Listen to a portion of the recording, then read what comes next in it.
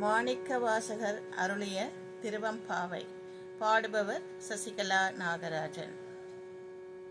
ஆதியும் அந்தமும் இல்லருட்பெரும், ஆதியும் அந்தமும் இல்லருட்பெரும் ஜோதியாம் பாட கேட்டையும் வார்த்தடங்க ஜோதியை யாம் பாட கேட்டையும் வாழ்த்தடங்க மாதேவளருதியோ